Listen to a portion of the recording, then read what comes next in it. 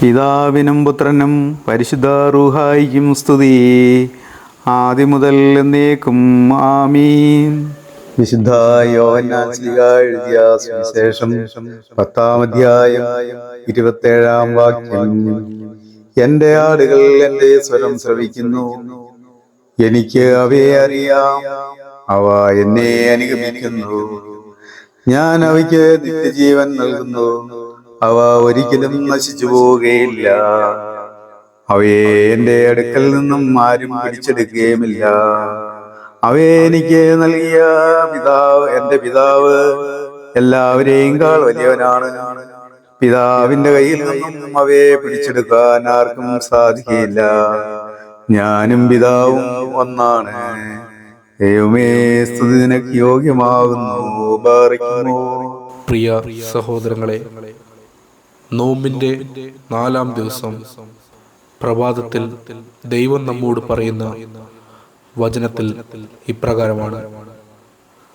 നമ്മൾ ശ്രദ്ധിച്ചിട്ടുണ്ട്, ആട്ടിൻകൂട്ടത്തിൽ ആടുകൾ ചേർന്ന് പോകുന്നത് ആട്ടിടയൻ നൽകുന്ന നിർദ്ദേശങ്ങൾ അനുസരിച്ചാണ്.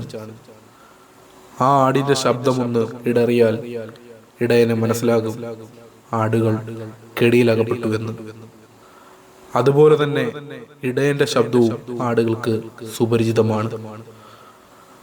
ആടുകൾക്ക് വേണ്ടി ആഹാരവും ഇടയനാണ് കാണിച്ചു കൊടുക്കേണ്ടത്.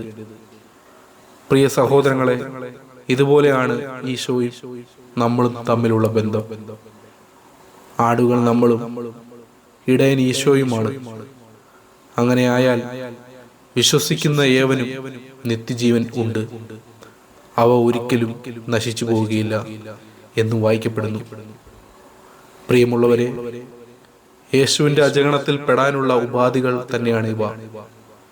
യേശുവിന്റെ സ്വരം പതിവായി ശ്രവിക്കുവാനും തിരിച്ചറിയാനും സാധിക്കുമ്പോഴാണ് നീ അവന്റെ അജഗണത്തിൽ പെടുന്നത്.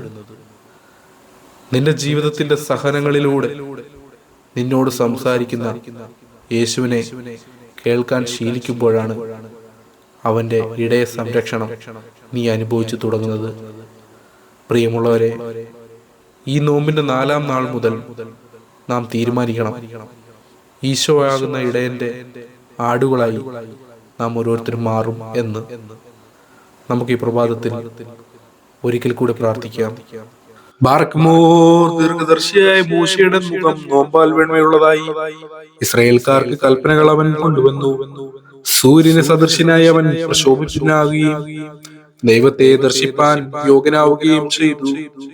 സഹോദരങ്ങളെ, നമുക്ക് നോമ്പ് നോൽക്കുകയും പ്രാർത്ഥിക്കുകയും നിത്യജീവൻ അവകാശപ്പെടുത്തുകയും ചെയ്യാം. ജാഗരണത്താലും പ്രാർത്ഥനകളാലും കണ്ണുനീരാലും നെടുവീർപ്പുകളാലും നമ്മുടെ കടങ്ങളും പാപങ്ങളും ക്ഷമിക്കുവാൻ മിശിഹായോട് അപേക്ഷിക്കാം. എന്തുകൊണ്ടെന്നാൽ ഇനിയും ചുരുങ്ങിയ കാലമേ ഉള്ളൂ, അന്ത്യം വാതിക്കൽ നിൽക്കുകയും ചെയ്യുന്നു. ദാനിയേൽ നോറ്റ വെടിപ്പുള്ള നോമ്പാൽ ബാബേലിലെ ഗുഹയിൽ വെച്ച് സിംഹങ്ങളെ ജയിപ്പാൻ അവന് ശക്തിയുണ്ടായി. കർത്താവേ, ഞങ്ങളും നോമ്പിലും പ്രാർത്ഥനയിലും അഭയം പ്രാപിക്കുന്നു.